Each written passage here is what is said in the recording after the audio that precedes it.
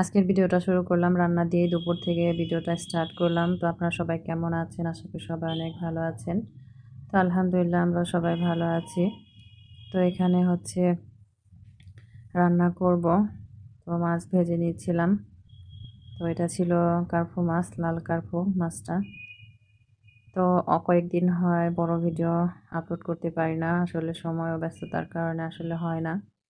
তো রমজান মাস, তো ইফতারের ঝামেলা, রান্না বাড়া, নামাজ সব কিছু মিলিয়ে আসলে ওরকম করে সময় হয়ে ওঠে না।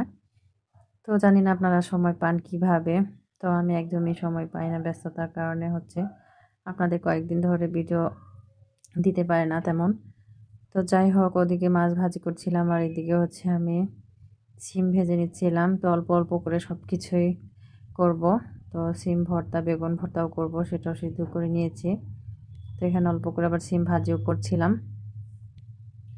তো এই তো হচ্ছে মা বানাচ্ছিল ভর্তাটা। তো আমি হচ্ছে মরিচ হাতে ডললে হাত জ্বালা পোড়া করে আর কি। তো ভর্তাটা আমি বেশি হাতে করলেও সাবধানে করি। আর এখন যেহেতু মা আছে সেজন্য মাই কাজগুলো করে দেয়। তো আসলে মায়েরাই হচ্ছে মেয়েদের কষ্ট বোঝে। তো মা থাকলে কতটা হেল্প হয় সেটা আমি শুধু জানি।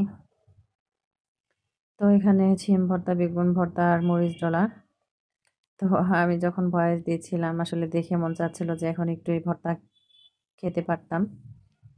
তো এখানে পালং শাক ভাজি করেছি, মাছের মাথা দিয়ে পালং শাক। তো আপনারা কীভাবে পালং শাক দিয়ে মাছ খান কিনা জানি না।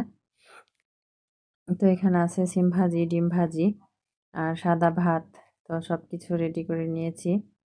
আর এখানে হচ্ছে কার্পু মাছ দ্বারা আলু দিয়ে রান্না করা হয়েছে।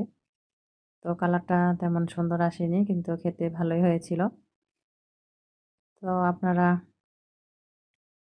সবাই ভিডিওটা কেমন হয়েছে অবশ্যই জানাবেন। তো আসলে রমজান মাস তেমন কিছু শেয়ার করতে পারছি না। তো আমরা সন্ধ্যার পরে সবাই মিলে পেয়ারা মাখা খাচ্ছিলাম। তো সবাই মিলে এভাবে পেয়ারা মাখা খেতে কিন্তু ভীষণ ভালো লাগে।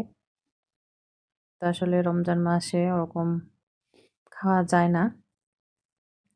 তো যাই হোক, আমার দুপুরের রান্নার আয়োজন ছিল। তো ছোট্ট ভিডিও আপনাদের মাঝে শেয়ার করলাম। জানি না আপনাদের কেমন লাগবে, আশা করি আপনাদের ভালো লাগবে। তো ভিডিওটা যদি আপনাদের ভালো লাগে অবশ্যই লাইক, কমেন্ট, শেয়ার করবেন, পাশে থাকবেন। তো আজকে ভিডিওটা আর বেশি লং করব না, 3 মিনিট প্লাস ভিডিও দিলাম।